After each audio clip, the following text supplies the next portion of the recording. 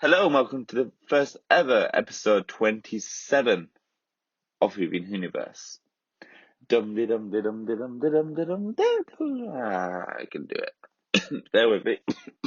I'm really ill. Okay, let's do it again.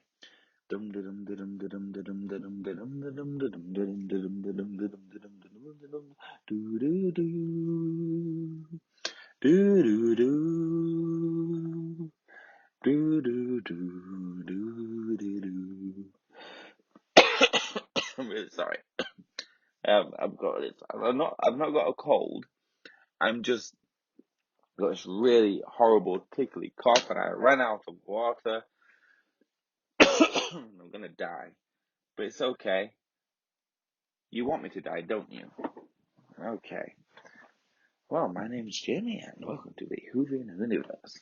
And I am right now walking to get some water in what is essentially a what do you call it? It's a stunt. We'll call it a stunt on the podcast this week, as I do a solo show because Lewis is on holiday. Oh, it's so good. Lewis is on holiday, and Brian didn't turn up, so it's just me this week. So, what's new happened? What's new with me? In the world of Doctor Who. Well, I'm waiting for the next season, Doctor Who The Collection to come out on Blu-ray, whenever that may be. We'll probably be waiting a couple of years for it, but hey, maybe it'll come out soon. So, bring it on to the first topic of the week, which is voting in the TARDIS. What is the cutest alien in the Whoniverse? Now, we put this topic to our lovely listeners over at Whovian Show, Whoniverse Show on Twitter, where we put the poll up, and the options were, maybe I do have a cold, Adipose, Emojibot, Pating, and Ood. Now, before we actually go through the results, let's hear some comments from our lovely listeners. We've got an email as well. You can email into us at thewhovianshow@gmail.com. This one from Joshua Harold. Shall I do an accent? No. If I had Twitter, I would have most certainly voted the Ood. A misunderstood race who trust because they have to. They are sweet, endearing, and caring. That's very nice, Joshua, and I completely agree. They're cute in the way they act rather than the way they look, because let's be honest, they look like a train crash. We got two tweets, one from @Walsh Caitlin. I don't know if it counts as most adorable, but it's new, and that's why I picked Pating. Not sure what the merch plan is for it though. There's been a lot of talk about what's happening with the Pating. Will we get the Funko Pop? Will there be a board game based on the Pating? Who knows? Find out next week. Same bat time, same bat channel. Whoniverse.com. Short answer, I think there was originally going to be a large, but there was going to be some merchandise on the Pating, but the episode failed so badly. I think it's one of the lowest rated episodes in the entire series. Series 11 of Doctor Who, that I don't think it's not going to happen. There's going to be no merchandise for the Pating. Also, we got a tweet from J Nokimono. Adipose is literally the fat flesh of people walking around, not adorable. The Ood are an endearing and vulnerable species. They trust because they have to. It's a quote from Doctor Who. I cry for them every time I see that episode. So do I. Fact of the matter is, Adipose won the poll by a staggering 78%. Second place was Ood with 12%. Third place Pating with 8%. And the Emoji Bot last place with 2%. Now, I actually voted for the adipose. Adipose are just adorable. I have a stuffed adipose in my office, and it's cute as F. So, moving on to a poll for next week, which is also the topic of this week's WhoCast. What villains would we like to see make a return to Doctor Who in the next series? Now, I did put it out to the listeners on Twitter, and we got some interesting responses. But here's mine first. In a Capaldi story, there was a villain that gave me the shivers. In the episode "The Pyramid at the End of the World," the villain was called the Monk. But I'm not. Basically, it's a story in Doctor Who that I wish would have lasted a bit longer, where people were dying, the human race got enslaved. It was an amazing story, one that actually involved, the Doctor almost almost giving his life for the planet, and it only lasted 2 episodes. And I feel like that story could have been fleshed out a bit more to last an entire season. That's my own personal pick. Another a common one from the listeners was something new, but they tried that with the previous season and people didn't like it. Another one is for the Sontarans to make a return. Sorry. A common consensus is that the Sontarans are comic relief, not respected in the slightest. And the listeners are wanting the Sontarans to return with a vengeance, to be feared, to be approached with caution, to have an actual plot behind them. That's not just that they're not just there to be called potato. They're there to be feared, essentially. Another common one is for Master Missy to return. Now, I don't feel personally that there needs to be a return of the Master. I feel like the Master's been rather kind of played out from the Tennant era through to the Capaldi era. And I feel like we received a very satisfying end to the Master saga for now. And I don't feel like we need to bring them back. Maybe for the final story of Whittaker's, which will be season 13. But I don't feel like we need one right now. Not for Whittaker's Jodie Whittaker's second season. I feel like we need to do something different, something new, something modern. Now another one. Now this one actually I had to do some research on because I'm not that familiar with Classic Who, and Brian's not here. Oh, I'm Brian. I didn't want to turn up today. Thanks, Brian. But people are clamoring for a return of a Valiard or the Valiard. I'm not too sure how you pronounce it. So, and I was reading about the Valiard. We'll call him the Valiard. On the old Wikipedia, and I found something actually very interesting that would actually mean that the Valiant's going to make a return for Whittaker's season. So I'll read the excerpt for you. Trial of a Valiant has the Valiant captured and put on trial by the Time Lords, but he requests that the Sixth Doctor act as his defence, provoking the Doctor into accepting the deal by offering to tell the Doctor about his origins. The Valiant claims he was created on a planet orbiting Eta Rho by the 13th Doctor. Who's the 13th Doctor, I hear you ask? Jodie Whittaker is the 13th Doctor, who was experimenting with ways to break the regeneration limit. Interesting, no? He is able to escape through the Matrix, retreating to Eta Rho and attempting to kill the Doctor with a bomb disguised as the Black Scrolls of the Doctor's future self. The Valiant posing as a senile old man who was apparently the 13th Doctor, but we know it's a woman now. The Doctor sees through the deception, and the Valiant escapes again, leaving the Doctor to contemplate that the Valiant may have included some truth in his story, even if he denounces the overall picture as a lie. So that would be an amazing story arc for the next season of Doctor. It gave me the shivers. But there's a story that's been in the making ever since the Sixth Doctor. That's quite remarkable. That really is quite remarkable. And I think out of all those, the most interesting one is the Valiant. And I think I'm going to brush up on my classic Who knowledge by the time the next season is up. I think that's probably a season I really want to experience. Definitely. I wish I knew what that was. What the story's called. I mean, it's Colin Baker season. Well, it'll come up. If Brian was here, I'm sure he'd have informed us, and informed us formally. But so those would be the options essentially for the poll.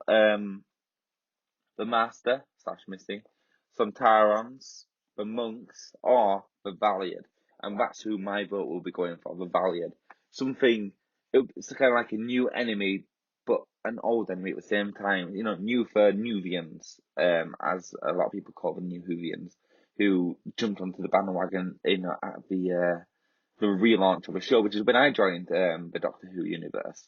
So I'm quite looking forward to that.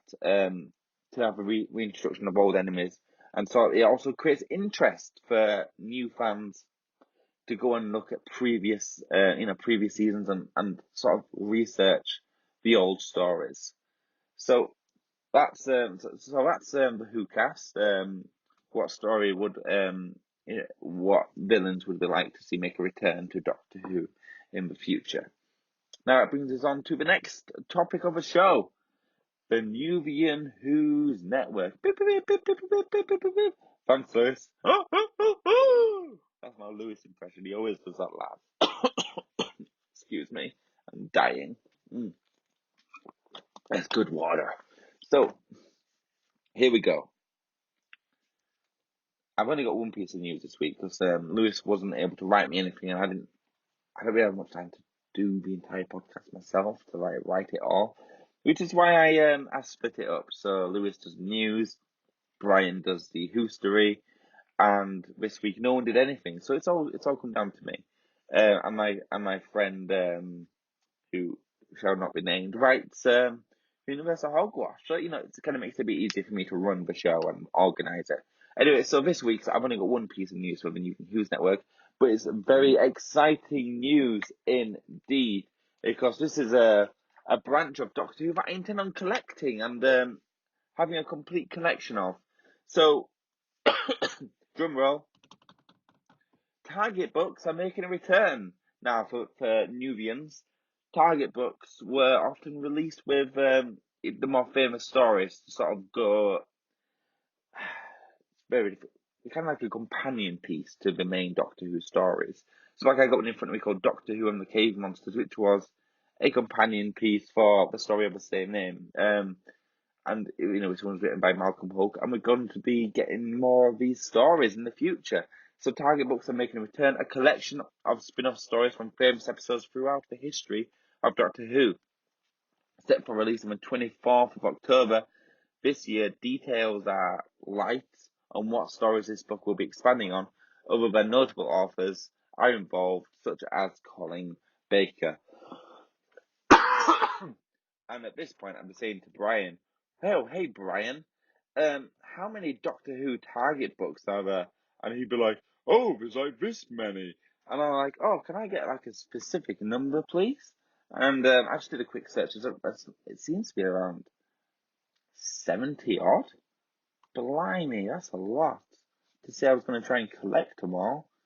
God, blimey. Target books, TARDIS. I'm on the internet right now, just looking them up. So it started in 1973. No, but it doesn't seem to be a definitive number that I can find straight away. But I'm sure there is. Oh, here we go. Nope, never mind. They're just the newer ones that were released later on, 2011, 2012, and 2016. That's interesting that they carried on releasing. I thought they stopped in the 70s. Well, clearly not, because they released them in the 80s and 90s as well. Very interesting. So anyway, that's the Nuvian Who's Network for this week, and that brings us on to Whostory lesson. Time for some Whostory. So this week we were watching Doctor Who, essentially. What was the episode, I hear you shout? Gosh dang it, I am really ill. And, like, my mind's just drawing a blank. Um, it was the first introduction of the Sontarans, essentially.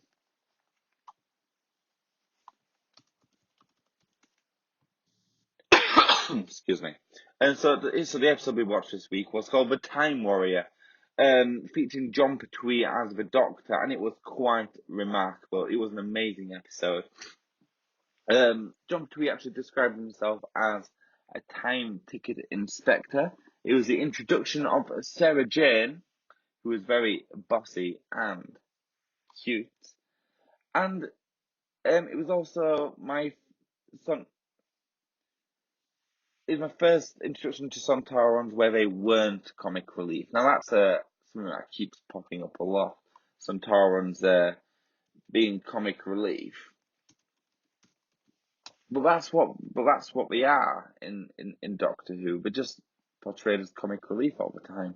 They're not there to be taken seriously, unfortunately.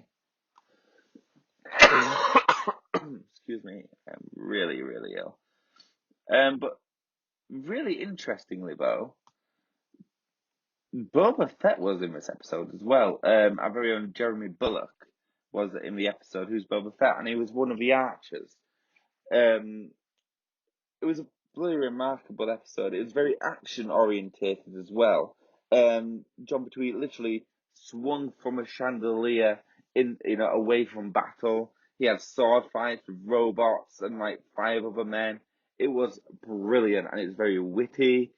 I'm I'm still getting over the lines at the beginning.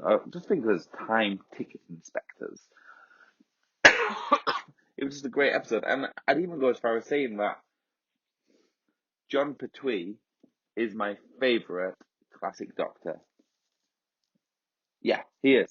John Pertwee is my favourite classic Doctor.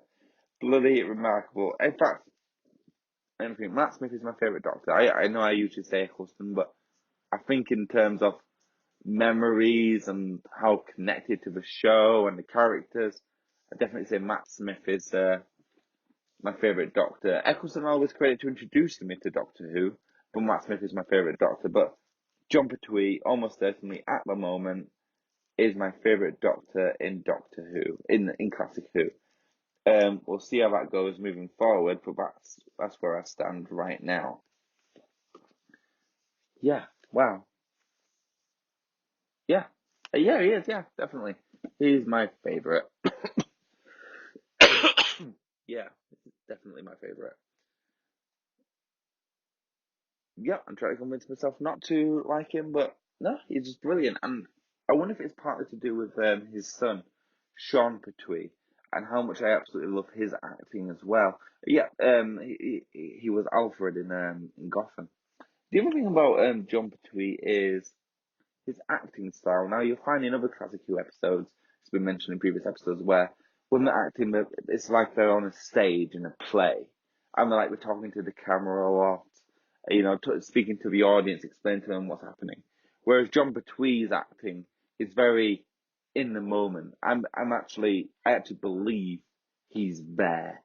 I believe he's actually there in this foreign land. I believe he's actually just transported to another time, to another land in his TARDIS. I actually believe it because his acting is that believable. It was great. Definitely. This is probably my favourite Classic Who story as well. Yeah, it's my favourite. Absolutely loved it. So yeah, you heard it here first. It's my favourite, and I hope you'll agree. The Time Warrior is my favourite Classic Who episode. I give it 10 out of 10 capes. Now, in reference to what Lewis said last week, where he said, how can I possibly ever give anything a 10? Because that would mean it's perfect, and there would always be something better. Lewis Brock, if you're listening, and I know you are, you listen every week, I can say what I want about Brian. I know he's not here anyway, and he probably won't listen. Essentially, there's no such thing as a perfect anything. Okay? I can get a hole in one, but it will never be a perfect shot for that hole in one. It could have been a fluke, for example. It wouldn't have been meticulously planned to ensure that I got the wind direction to get that hole in one.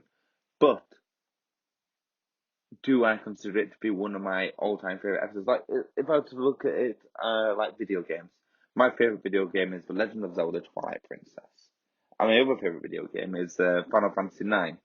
Both completely different. Both have aged in different ways. Not perfect in any way, but are they amazing games? So I consider them to be some of the best at what they do. Yes, I do consider them to be the best at what they do in terms of adventure and scope and storytelling. Do they have issues? Like Twilight Princess has a notoriously amazing 2-hour tutorial session. Final Fantasy has very has very long, drawn-out sections of story that really were only added in there to make the video game longer. Do I feel like that would impact my score? No, because it's my experience during playing those games was so remarkable that I would give them a 10 out of 10 every single time. Because there's no such thing as a perfect game. There's no such thing as a perfect film or a perfect book. Anything can be improved on. It's like what I always say to you, Lewis. Failure is just success training. Okay? So if you want to give something a 10 out of 10, you go for it.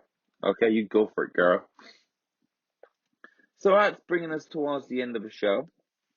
We got one last section. We had another email on our Gallifreyan Gabble. Don't forget you can email in your questions to thewhoniverseshow@gmail.com. And we got our latest one is from someone called Miranda in Sussex. We never actually, to my knowledge, if I remember rightly, we haven't had a request on the show before. So, Miranda from Sussex says, Phoebe, I'm recording a podcast. Could I make a request for next week's Who Story, please? If you would kindly please do a review of Macra Terror that was recently released in animated form. It would mean the world to hear my three favourite Whovians discuss its awesomeness. Well, Miranda from Sussex, I actually own this, and there is actually a product review of it on the YouTube channel, and I've been looking for an excuse to actually watch this. So yes, next week's History lesson will be Doctor Who, the Macra Terror, and I've been waiting for an excuse to watch this for a long time. Just to give you I'll read the blurb, if you would, the summary, whatever you'd call it, on the back of a Blu-ray. The Macra Terror, the original. Oh, I'm dying. The Macra Terror, the original 1967 master recordings of the Macra Terror were lost soon after the programme's original transmission. However, audio-only recordings have survived and have been used here to create a brand new, fully animated reconstruction of this lost classic. The Doctor, Patrick Troughton, and his companions Jamie, Polly, and Ben arrive on a human colony in the far-flung future. The colony outwardly appears to be happy and carefree, but behind its cheerful exterior, the colony has been secretly infiltrated by a race of giant parasitic creatures called Macra. The Macra brainwash the human colonists to mine toxic excuse me. The Macra brainwash the human colonists to mine toxic gas in the levels below the colony, ruling the settlement from a control center in the heart of the main city. They scuttle around at night looking for food. The Doctor's friend, Ben, is soon taken over by the Macra, and under their malign influence he turns against the Doctor. As their influence spreads, the Doctor sets out to bring an end to the Macra Terror. So I'm really looking forward to that. So tune in next week on Sunday to listen to the latest episode. You've been listening to Whovian Whoniverse. Oh, no, we've got some more things to say. Don't forget you can follow us on Whoniverse Show on Twitter. Email us at thewhoniverseshow@gmail.com with any questions, just comments, or just anything really. If you want to say hi, just say hi. Chances are we don't get that many emails, so we probably would read it out anyway, regardless of how stupid it is. Thank you to Zip Farm for making our amazing logo. When it comes to the new year, we're not going to be using it anymore because we'll be doing some rebranding. But thank you so much. Whatever it is you do, wherever it is you are, you have fun with those zits. Don't forget you can follow Brian at Beach007 on Twitter, Lewis in real life, or Elbrook18, Elbrook19 or something on Twitter, or myself, Watson's Musings. You've been listening to Hoovy and Whoniverse. Have a week!